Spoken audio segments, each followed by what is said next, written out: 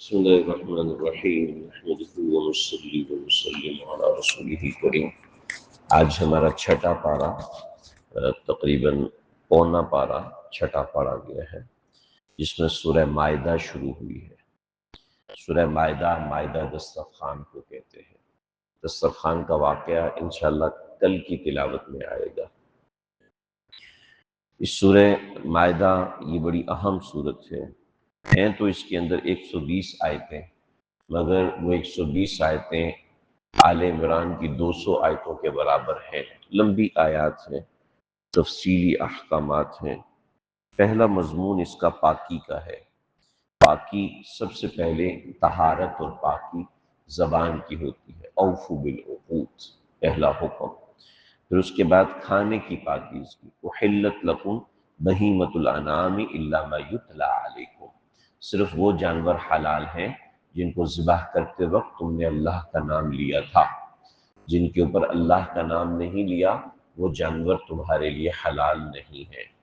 اس کا مطلب ہوا کہ انسان کے اندر کی پاکیزگی اس کے کھانے کے ساتھ جڑی ہوئی ہے، انسان کے اندر کی پاکیزگی اللہ کے نام کے ساتھ جڑی ہوئی ہے۔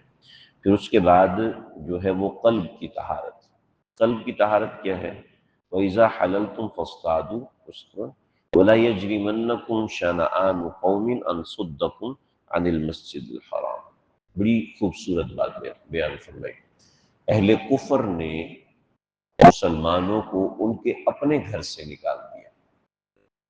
آپ کو کوئی مسجد سے نکال سکتا ہے، آپ نے کوئی بدتمیزی کی، لیکن کوئی آپ کو آپ کے گھر سے نکال دے ایسا کوئی نہیں کر سکتا۔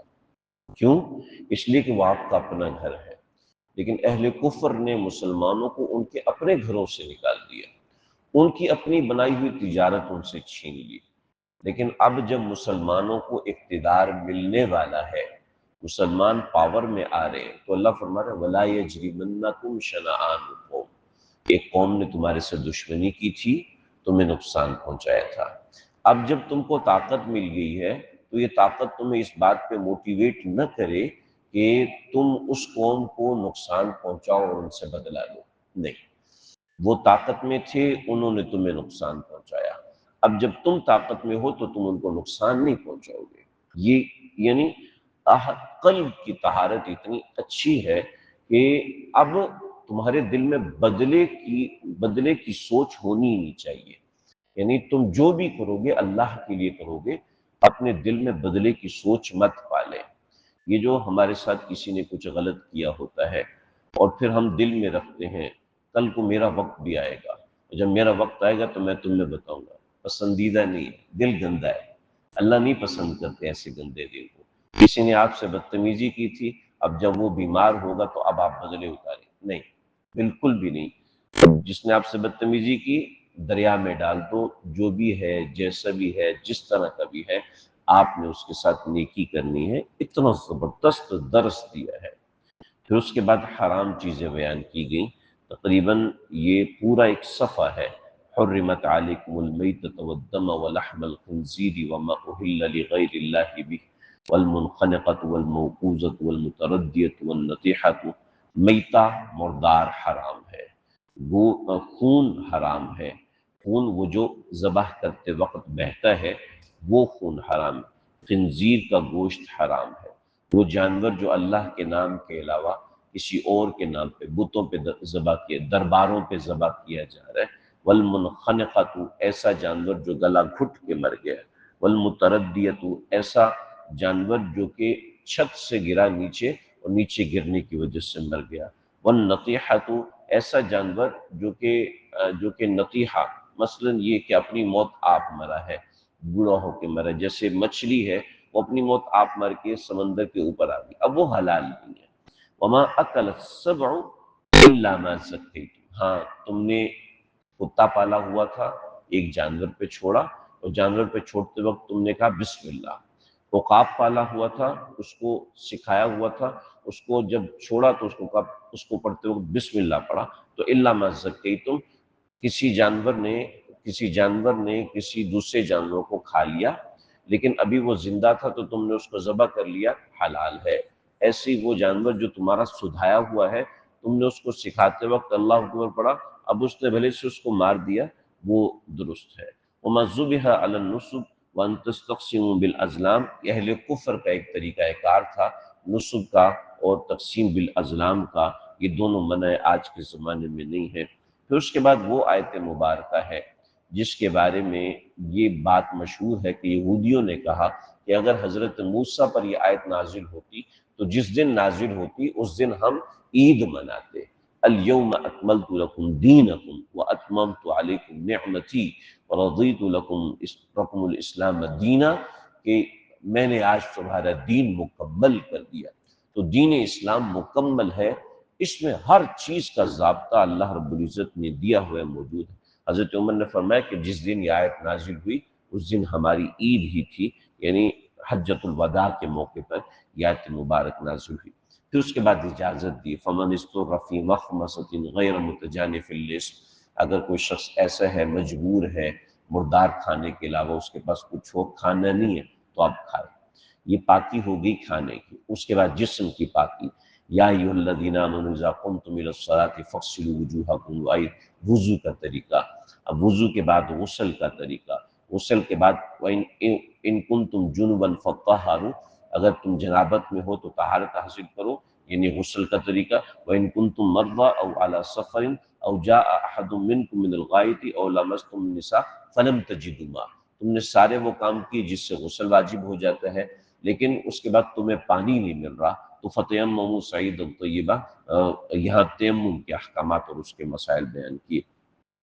پھر اس کے بعد سمجھایا، اس کے بعد پھر ایک دفعہ وہی مسئلہ سمجھایا جو میں پیچھے ذکر کر چکا ہوں کہ یا ایھا الذین آمنوا کونوا قوامین للہ شہداء بالقسط، جو کام کرنا ہے اللہ کے لیے کرنا ہے۔ پھر سمجھایا ولا یجرمنکم شنآن قوم علی الا تعدلوا، تمہیں کسی قوم کی دشمنی اس بات پہ ابھارے نہیں کہ تم ان کے ساتھ انصاف نہ کرو۔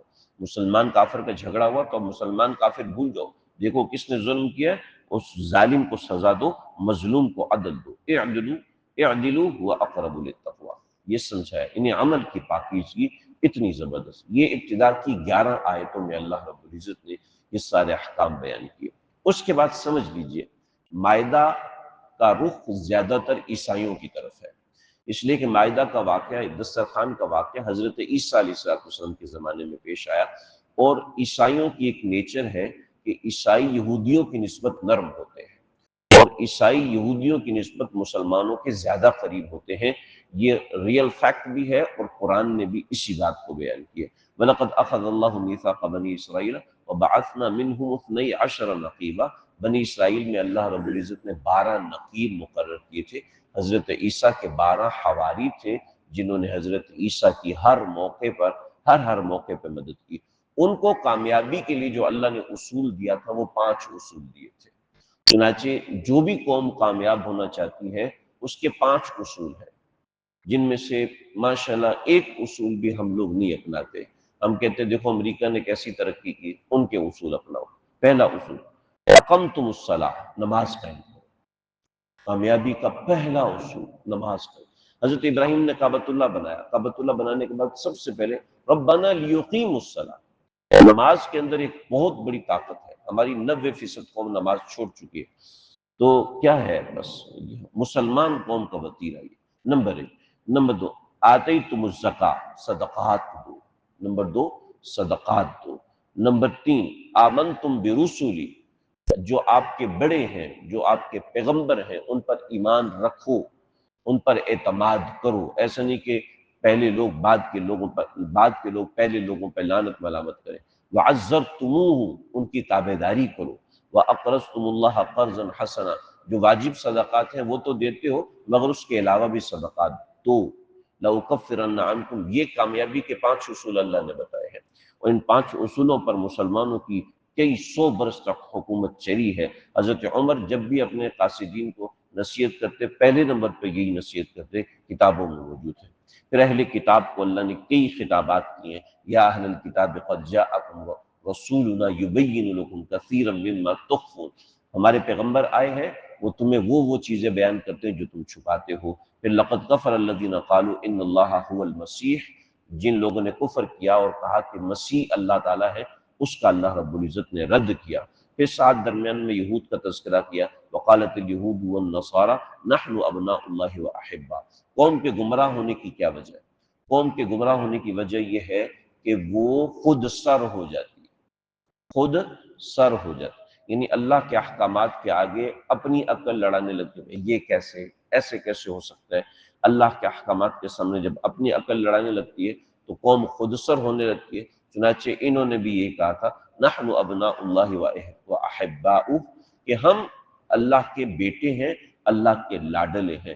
اللہ کا بیٹا اور لاڈلا کوئی نہیں ہوتا، جو محنت کرتا ہے اس کو پھل ملتا ہے، محنت نہیں کرتا پھل نہیں ملتا، سیدھی سی بات۔ اللہ نے اصول بیان کر دیا، بل انتم بشر ممن خلق، اللہ نے کہا نہ کوئی خاص نہیں ہو، تم عام انسانوں کی طرح انسان ہو، لہٰذا جیسے عام انسان محنت کر کے کامیابی حاصل کرتا ہے ایسے تم کو کرنی ہے۔ پھر اللہ رب العزت نے ان کو یاد دہانی کرائی کہ اذ قال موسیٰ لقومہ یا قوم اذکروا نعمت اللہ علیکم، امتوں کو یاد دہانی کرانے کے لیے اللہ نے انبیاء بھیجے ہیں۔ یہاں حضرت موسیٰ علیہ السلام کا کچھ واقعہ اللہ رب العزت نے بیان فرمایا۔ اس کے بعد ابتدائے آفرینش انسان کی ابتدا کا واقعہ، جب وَاتْلُ عَلَيْهِمْ نَبَأَ ابْنَيْ آدَمَ بِالْحَقِّ، جب انسان خود سری کرتا ہے تو موسیٰ علیہ السلام کی قوم کا واقعہ بیان کیا، وہ میں پیچھے بیان کر چکا ہوں اس لیے دوبارہ ذکر نہیں کیا۔ یہاں ایک اور واقعہ بتایا کہ وَاتْلُ عَلَيْهِمْ نَبَأَ ابْنَيْ آدَمَ بِالْحَقِّ، آدم کے بیٹوں کا واقعہ بتایا کہ اذ قربا قربانا فتقبل من احدهما، واقعہ مشہور ہے حابیل و قابیل کا، دونوں نے قربانی دی اور دونوں نے قربانی دینے کے بعد ایک خود سر ہو گیا اور دوسرا جو ہے وہ اللہ کا فرما بردار ہو گیا۔ اس نے کہا لئن بسطت الی یدک لتقتلنی ما انا بباسط یدی الیک، اگر تو ہاتھ بڑھائے گا مجھے قتل کرنے کی میں کبھی بھی نہیں بڑھاؤں گا۔ پھر اس کو دبانے کا واقعہ ہے کہ اللہ نے کوہ بھیجا اور کوے نے دوسرے کوے کی ناش کو دبایا، تو پھر یہ پریشان ہوا کہ بھی یہ دیکھو ہمارے ساتھ کیا ہوا۔ پھر اسی علت کو اللہ نے بیان کرتے ہوئے من اجل ذالک کتبنا علی بنی اسرائیل انہ من قتل نفسا بغیر نفس، بنی اسرائیل کے کچھ احکامات اللہ نے قرآن میں بیان کیے کہ جو احکام ان کی کتاب میں تھے وہی احکام اللہ رب العزت نے یہاں بیان کیے۔ کیا ہے؟ ان النفس بالنفس، جان کے بدلے جان، اور والعین بالعین، اور آنکھ کے بدلے آنکھ، کان کے بدلے کان، یہ سب چیزیں اللہ رب العزت نے بیان فرمائی۔ پھر اہل ایمان سے خطاب کیا کہ اے اہل ایمان، اہل کتاب سے متاثر مت ہو، دوسری قوموں سے متاثر مت ہو، وابتغوا الیہ الوسیلہ، تمہیں جو اللہ نے قانون دیا اس کو امپلیمنٹ کرو تو دیکھو کیا ہوتا ہے۔ پھر آگے اس قوانین کی کچھ سختیاں بیان کی، السارق والسارق والسارقۃ فاقطعوا ایدیہما، چور اور چورنی ان دونوں کے ہاتھ کاٹ دو۔ پھر اس کے بعد فرمایا کہ یا ایھا الرسول لا یحزنک الذین یسارعون فی الکفر، اہل ایمان کم تعداد میں رہیں گے کیونکہ ان اصولوں پہ کوئی نہیں جاتا۔ لوگ خود سری کو پسند کرتے ہیں، مزاج میں، انسان کے مزاج میں ہے خود سری، تو خود سری کو پسند کرتے ہیں۔ تو اے پیغمبر آپ پریشان نہ ہونا، یہ لوگ ایسے ہی خود سری کریں گے، کم لوگ آپ کے پیچھے چلنے والے ہوں گے۔ چنانچہ اس کا اللہ رب العزت نے ذکر کیا سماعون للکذب اکالون للسحت، جھوٹ سننے کو لوگ بڑا پسند کرتے ہیں۔ جھوٹ سننے کو یہودیوں نے بھی بڑا پسند کیا، جھوٹ سننے کو ہمارے لوگ بھی بڑا پسند کرتے ہیں۔ فلمیں ڈرامے لوگ کتنے خوش ہو کے دیکھتے ہیں، جھوٹ ہی تو ہوتے ہیں۔ فلم کا کیا مطلب ہے؟ ایک لمبا جھوٹ۔ ڈرامے کا کیا مطلب؟ ڈرامے کا ترجمہ کیا ہے؟ وہ ڈرامہ کر رہا ہے بیوقوف آدمی، ہمیں بیوقوف بنا رہا ہے، ڈرامہ کر رہا ہے، اور خود ڈرامے کے پیچھے ملینز آف ویورز اس کے بنے ہوئے ہوتے ہیں ایک ڈرامے کے، پتہ ہے کہ جھوٹ ہے لیکن کیا ہے؟ سماعون للکذب، جھوٹ سننا پسند کرتے ہیں، جھوٹ دیکھنا پسند کرتے ہیں۔ یہ چیز ان کو خود سری کی طرف لے کے جاتی ہے۔ پھر سمجھایا کہ دیکھو یہ آج نہیں ہے بلکہ پوری ایک ترتیب۔ آیت نمبر 44 کیا ہے؟ انا انزلنا التوراۃ، ہم نے تورات نازل کی۔ پھر اس کے بعد اس کے احکامات کو بیان فرمایا۔ پھر اس کے بعد اللہ رب العزت نے ساتھ ہی ذکر کیا کہ ہم نے اس کے ساتھ انجیل بھی نازل کی۔ انا انزلنا التوراۃ، یہاں ہم نے تورات نازل کی اور پھر اس کو لوگوں نے مانا کتبنا علیہم فیہا النفس بالنفس والعین بالعین، وہ احکامات بیان فرمائے۔ پھر اس کے بعد اللہ رب العزت نے فرمایا وَآتَيْنَاهُ الْإِنْجِيلَ، آیت نمبر 47، وَآتَيْنَاهُ الْإِنْجِيلَ، عیسیٰ کو ہم نے انجیل دی، اور پھر اس کے بعد اس سے 2 آیتیں چھوڑ کر وَأَنزَلْنَا إِلَيْكَ الْكِتَابَ بِالْحَقِّ پھر ہم نے قرآن نازل کیا، ٹھیک ہے۔ تورات کے لیے اور انجیل کے لیے مصدقا لما بین یدی، اور قرآن کے لیے بھی مصدقا لما بین یدی۔ کیا مطلب ہے؟ نئی بات نہیں ہے قرآن مجید میں، قرآن میں بھی وہی بات ہے جو انجیل میں، اور انجیل میں بھی وہی بات ہے جو تورات کے اندر ہے۔ چنانچہ انہوں نے عمل نہیں کیا تو ان کا انجام کیا ہوا؟ تم نہیں کرو گے تمہارا انجام بھی انہی کے جیسا ہوگا۔ یہ سارے اللہ رب العزت نے احکام بیان فرمائے۔ پھر اس کے بعد سمجھایا کہ جنہوں نے اپنی کتاب کو چھوڑ دیا وہ تمہیں کہاں سے پکڑیں گے؟ یا ایھا الذین آمنوا لا تتخذوا اليہود والنصارى اولیاء، ان کو دوست مت بنانا، یہ تمہاری دوستی کے قابل نہیں ہے۔ بعضهم اولیاء بعض، یہ ایک دوسرے کے دوست تو ہیں لیکن تمہارے دوست یہ کبھی بھی نہیں ہو سکتے۔ پھر اللہ رب العزت نے بتایا کہ ٹھیک ہے تم یہودی بھی نہیں بنتے لیکن ایمان چھوڑ دیتے ہو، تو اس سے یہ مت سمجھنا کہ تم اللہ کا نقصان کر دو گے۔ اللہ فرماتا ہے یا ایھا الذین آمنوا من یرتد منکم عن دینہ فسوف یأتی اللہ بقوم، اگر تم دین چھوڑ دو گے تو اللہ دوسری قوم لے آئیں گے۔ یہ نہ سمجھو کہ تم دین پہ عمل نہیں کرو گے تو اللہ کا دین ضائع ہو جائے گا، بیکار و مددگار ہو جائے گا، نہ، اللہ کے دین کے لیے فسوف یأتی اللہ بقوم یحبهم ویحبون، اللہ ایسی قوم لے آئیں گے جو اللہ سے محبت کریں گے اور اللہ ان سے محبت کریں گے۔ انما ولیکم اللہ، ایک بات سمجھائی، دین کے احکام صرف ہمارے فائدے کے لیے، اس میں کسی اور کا کوئی فائدہ نہیں، صرف ہمارے فائدے کے لیے۔ تو اس کے ساتھ فساق کے انجام کو بتایا اور یہ بات سمجھا دی وَتَرَىٰ كَثِيرًا مِّنْهُمْ يُسَارِعُونَ فِي الْإِثْمِ وَالْعُدْوَانِ وَأَكْلِهِمُ السُّحْتَ، آپ دیکھو گے کہ اکثر لوگ ایسے ہوتے ہیں۔ یہ سمجھا دیا کہ دنیا کا مینوفیکچر سٹائل یہی ہے کہ یہاں جو اللہ کی نافرمانی کرے گا اس کا نقصان ہوتا ہے، فائدہ نہیں ہوتا۔ پھر اس کے اندر کچھ خاص فرما برداریاں ذکر کے، انفاق فی سبیل اللہ، جو کہ یہود نے نصارہ نے ترک کر دیا تھا۔ وقالت یہود ید اللہ مغلولہ، اللہ کا ہاتھ تو بندھا ہوا ہے، اللہ کا دین تو غریب ہے، ہم امیر لوگ ہیں، یہ یہودیوں کا وتیرہ تھا۔ پھر آگے سمجھایا کہ لو انہم اقاموا التوراۃ والانجیل وما انزل الیہم من ربہم لاکلوا من فوقہم ومن تحت ارجلہم، کہ اگر یہ تورات اور انجیل پہ عمل کرتے تو اللہ ان کو اوپر سے بھی کھلاتے نیچے سے بھی کھلاتے۔ لَأَكَلُوا تو کھاتے، من فوقہم اپنے نیچے سے بھی، ومن تحت ارجل من فوقہم اپنے اوپر سے بھی، ومن تحت ارجلہم اور اپنے پاؤں کے نیچے سے بھی کھاتے، یعنی اللہ روزی ایسے بڑھا دیتے۔ چنانچہ اللہ روزی بڑھاتے ہیں، بندے کے ایمان اور یقین اس کے ساتھ جڑے ہوئے ہوتے ہیں۔ یہاں پر اہل کتاب کے ذکر کے بعد اللہ رب العزت نے آگے بتایا کہ سارے اہل کتاب ایسے نہیں ہیں، بلکہ بہت سارے اہل کتاب ہیں کہ وہ بالکل صحیح دین پر چلے۔ چنانچہ اس کے حوالے سے اللہ رب العزت نے ذکر فرمایا وَلَتَجِدَنَّ أَقْرَبَهُمْ مَوَدَّةً لِّلَّذِينَ آمَنُوا الَّذِينَ قَالُوا إِنَّا نَصَارَىٰ، مسلمانوں میں سے، اہل نصارہ میں سے، اہل کتاب میں سے آپ کچھ ایسے لوگوں کو پائیں گے، کیسے لوگوں کو پائیں گے کہ اقربہم مودہ، یہ محبت میں تم سے سب سے زیادہ قریب ہوں گے، للذین آمنوا الذین قالوا انا نصارى، وہ لوگ جو کہتے ہیں کہ ہم نصرانی ہیں، ذالک بان منہم قسیسین، قسیسین کہتے ہیں عیسائیوں کے مولوی کو، قسیس جسے ہمارے ہاں عالم کہتے ہیں تو عیسائیوں کے مولوی کو قسیس کہتے ہیں۔